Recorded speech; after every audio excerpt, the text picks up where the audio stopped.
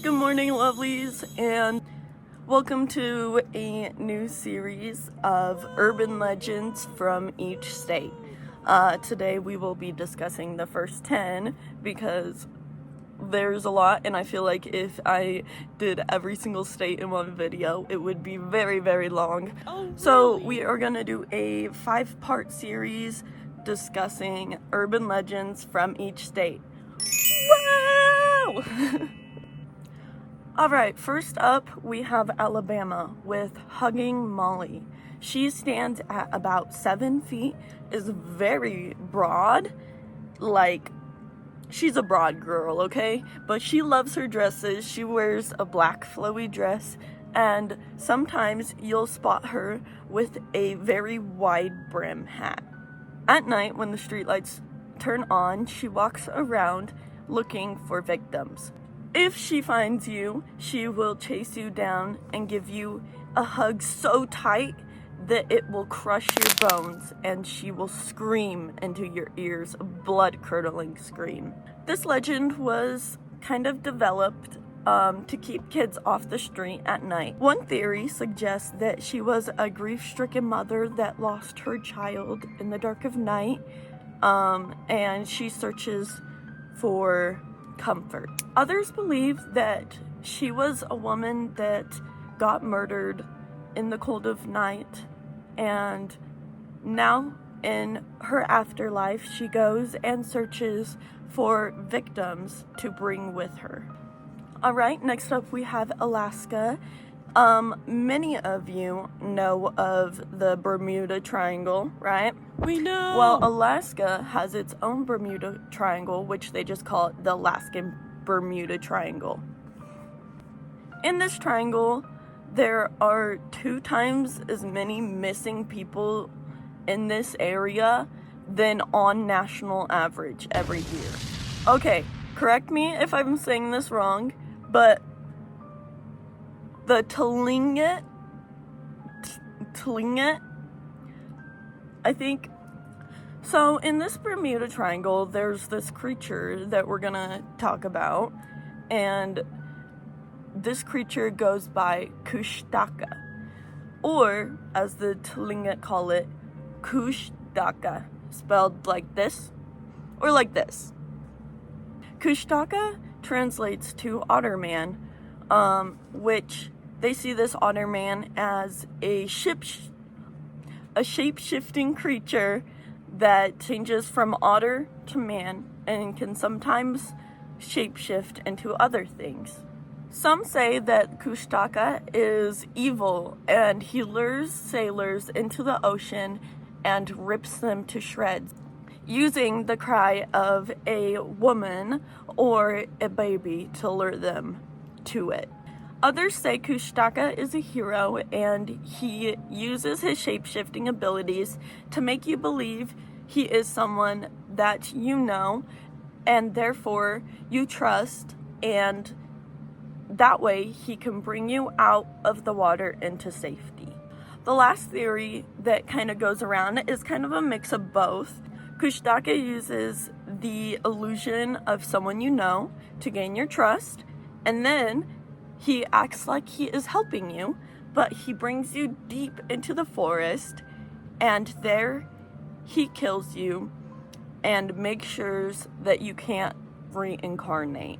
Alright, next up is Arizona.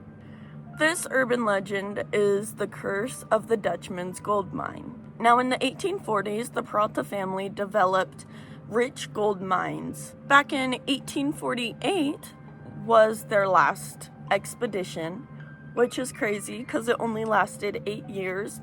But after that last expedition, many believe that they were killed off by the Apache. Supposedly, 1 or 2 family members did survive though, and they made their way to Mexico where they lived out their days.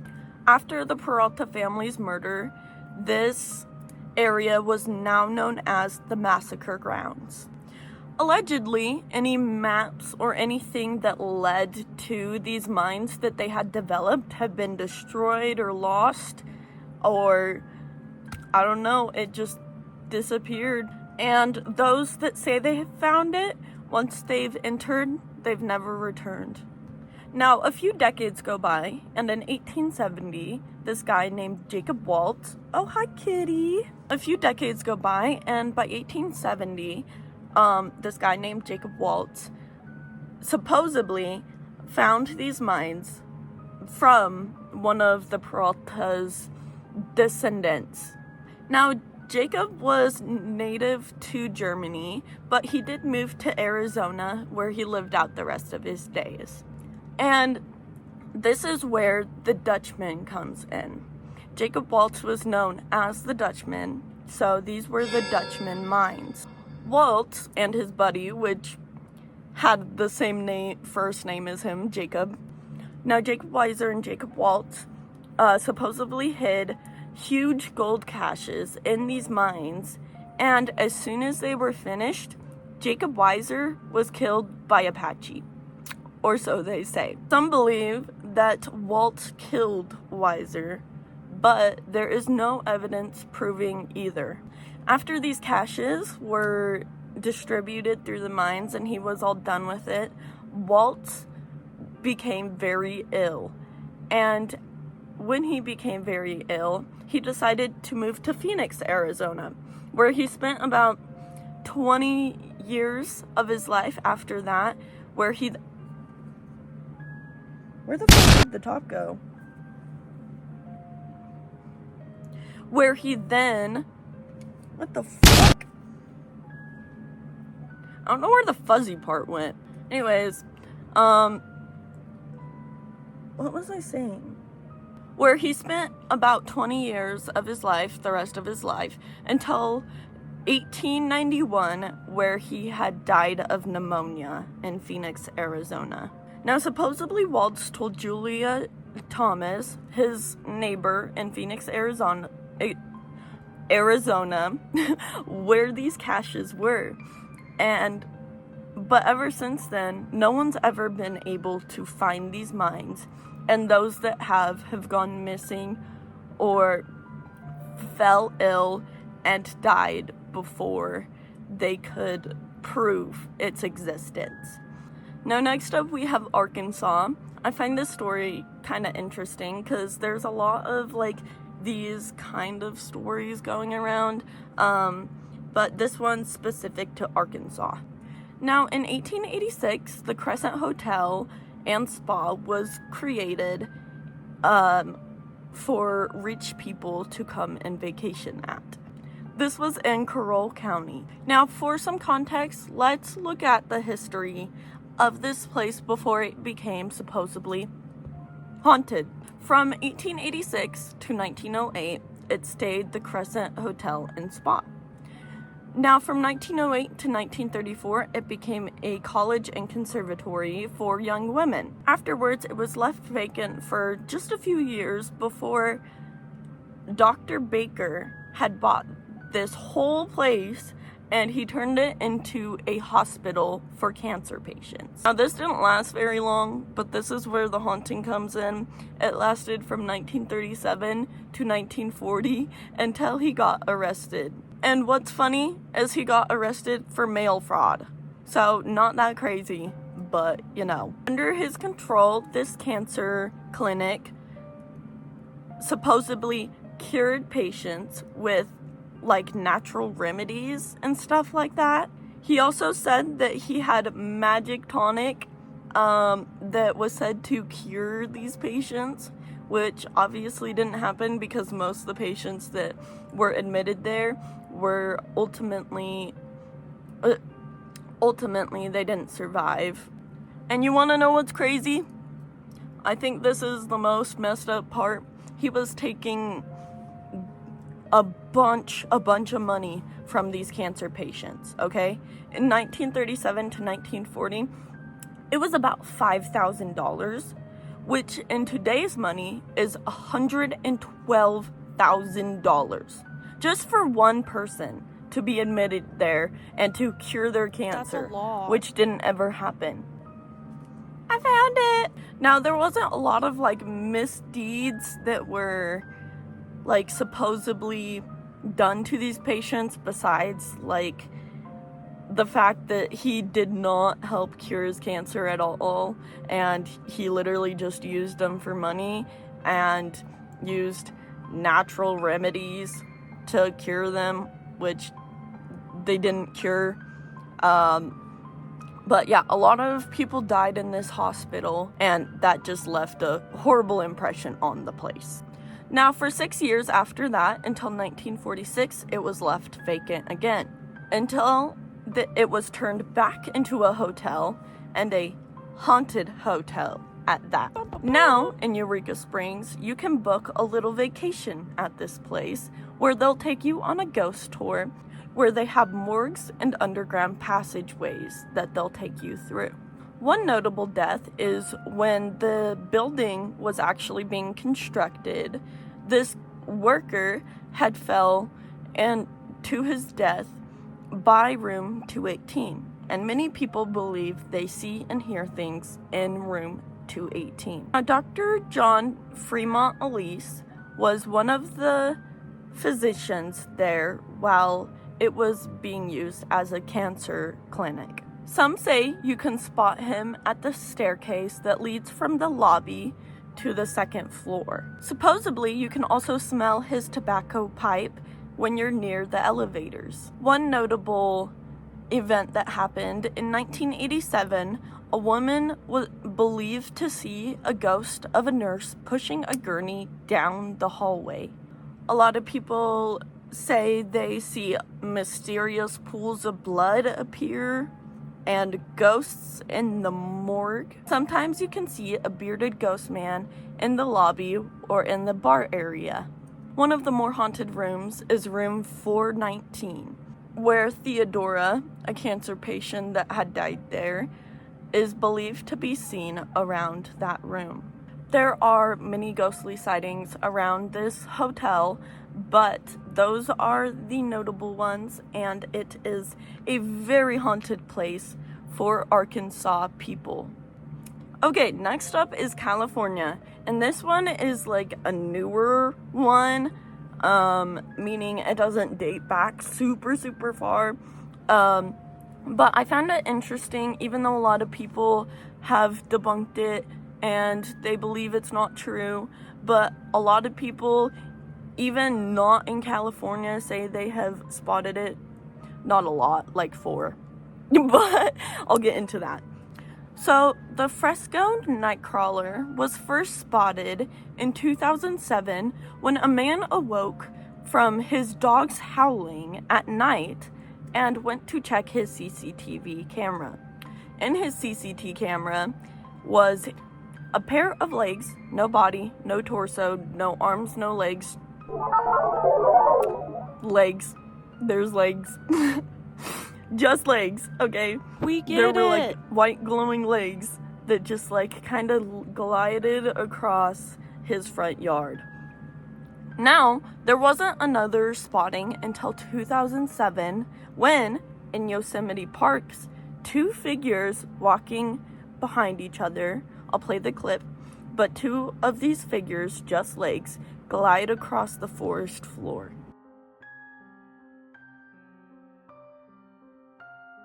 They're believed to be kind of short, around like 4 to 5 feet tall, and the only distinguishing features is their legs. Some people say that they have webs going from the legs to the teeny tiny little bit of other whatever is up here is. Other than that, there has only been 2 notable appearances since then. One was from a 60-year-old man that was a Marine and his wife. They were driving down the road and they spotted these legs dash across the road and into the deep into the forest.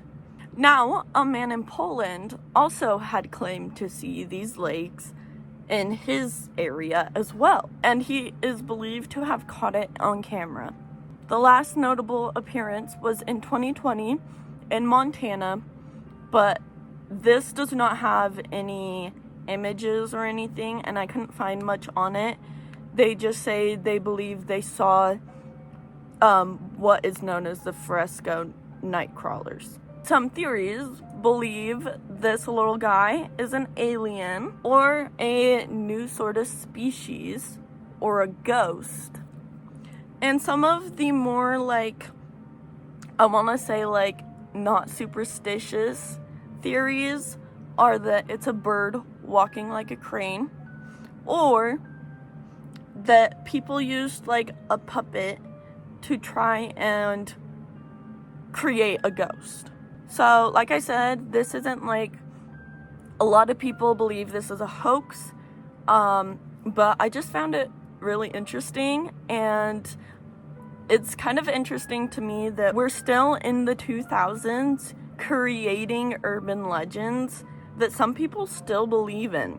And this video image that was taken in Yosemite kind of just is eerie and creeped me out, so I thought I would include it as well.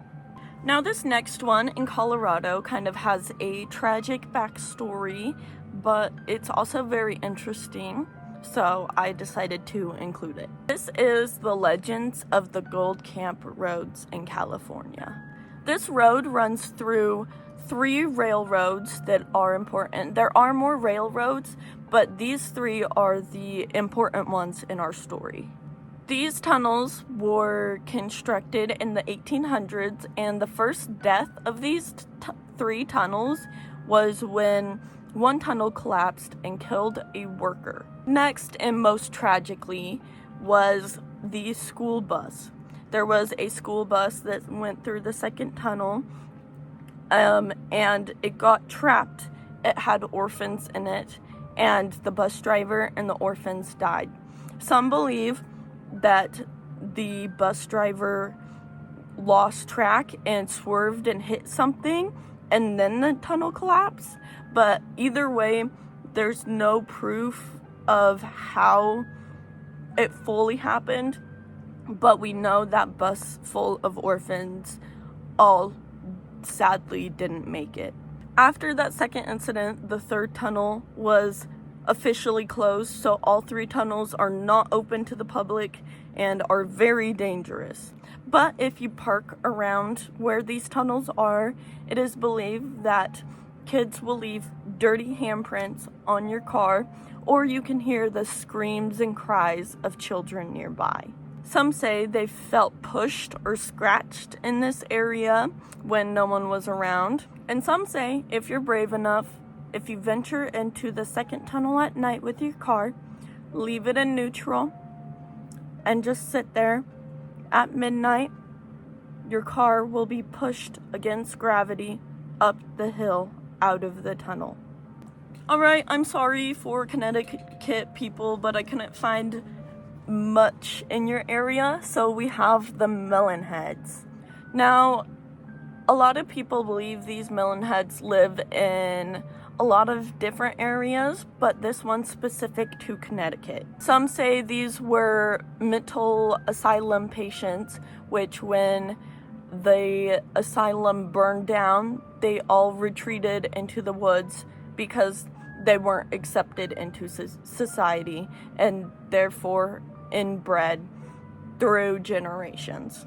And that's where they get their small stature and their big melon heads. Now this dates back all the way to colonial times too sometimes, so a lot of people don't believe the asylum story is true because there wasn't even an asylum around the area, at least notable. So some believe that they were just inbreds that weren't welcome into society, and they made their own society back in the colonial times. A lot of people blame these melon heads for unusual events or missing people cases, which have never been proven. They never have said to actually exist, but a lot of people believe they still live in that area. One last theory with the melon heads is this guy named Dr. Crow. Apparently he had experimented on children, and that's why their heads are so melony. But there has never been an actual report of this Dr. Crow or any of his experiments. So again, nothing's proven here, just a theory that people believe when they can't ration what might have actually happened to a person or with an event. They just blame it on these guys that I don't even know if exist. So I'm sorry, Melon Heads. But yeah, that is it for Connecticut. Now in Delaware, we have the Catman's grave. The Catman is believed to be like a Catman type creature or ghost. In his living life, he was actually a caretaker of this graveyard, and he would scare off any teens wanting to party at the grave at night. This man had served in the War of 1812 and died in 1834 at the age of 80. In honor of his caretaking deeds, they had made a tombstone right in the middle of the graveyard. The cemetery is called Colonel Armwell Long Cemetery. And sadly, his grave had to be taken down and he had to be buried somewhere else because of all the ghost stories surrounding him, and therefore a lot of teenagers came and tried to vandalize his grave. But this wasn't until like 1994, so it was kept there for a while, and he did watch over the grave for a while. But by 1994, they had moved him somewhere else to stop any vandalism going on. Although his grave has moved, a lot of people believe his ghost still remains at this site, guarding the cemetery like he did while he was alive.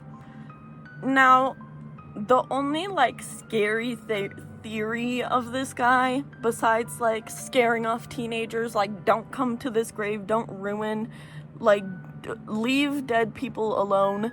Yeah, come on, people. If you were to knock on the brick wall 3 times, he would supposedly mess with your car so you wouldn't be able to leave. The crazy thing is, this Catman wasn't really a Catman. He just had feline-like features when he was alive, and people thought that was scary, so they labeled him a Catman. So this guy's just like a chill ghost, chilling at the cemetery, doing his job, and people were like, oh, Catman! But, people. Alright, we have got 2 more. Next up is Florida with the Devil's Chair. I feel like a lot of people have heard of this one, but I still find it really interesting, so I did include it. In the Cassadaga, I might be saying that wrong, cemetery, there sits a singular red bench, which I don't think it's very red anymore just because the wear of time, but it used to be red. And it was a singular bench that sat in the middle, that sat in the cemetery. And benches in cemeteries aren't uncommon. There's usually benches in cemeteries, but not ones usually that look like thrones, and not just a single one. Usually it is multiple benches in the area so you can rest near your dead ones. Now, it's called the Devil's Chair because it is believed to be owned by the devil himself. And if you take a seat on this chair at midnight, it is believed you will not be the only one sitting on that chair. And if you bring the devil a beer, he will drink it and possibly grant you a wish. Possibly. Some say if you do sit on the chair at midnight and you feel his presence, you can actually speak to the devil himself. But others say that within 7 years, you will be deceased. So, take your chances there. Both sound horrible, but one man was said to have entered the cemetery and sat in this chair at midnight on Halloween. And he had never exited that cemetery afterwards. Many believe that Cassadaga, I might be saying that wrong, is like a vortex or a place between the living and the dead where you can communicate to the dead. But that's a theory. But many people believe this whole cemetery is kind of haunted by ghosts of the dead. Alrighty, last up we have Georgia. This is the ghost town of Lake Lanier, and I find it really sad, and I feel like the government does this kind of a lot. But yeah. In the early 1900s, there was this black community which lived right where Lake Lanier is now. But the government had bought over 250 family homes, over 15 businesses, and 20 cemeteries to make this town into a lake. 50,000 acres of farmland was taken over by the government, and those that refused to sell to the government were forced out of their homes. This is now a lake that's 38,000 acres of water, and it is man-made by the government. So, as they flooded this town, this ghost town now sits at the bottom of Lake Lanier. There is a whole town underneath a lake, okay? That's crazy. That's crazy. Okay, why? Also, this lake is humongous. It's the biggest in Georgia. And ever since it became a lake, it has been known for a lot of drownings, a lot of boat incidences, and a lot of cars accidentally falling off the road and into the lake. And this killed many people. Some years it was even up to 15 to 20 deaths that year from the lake. Now, those that had survived any incidences from this lake had said that they had felt like they were actually being pulled down to the bottom of the lake, grabbed by the leg, and yanked down into the lake. And the cemeteries down there probably didn't help, and they were probably mad ghosts, you know?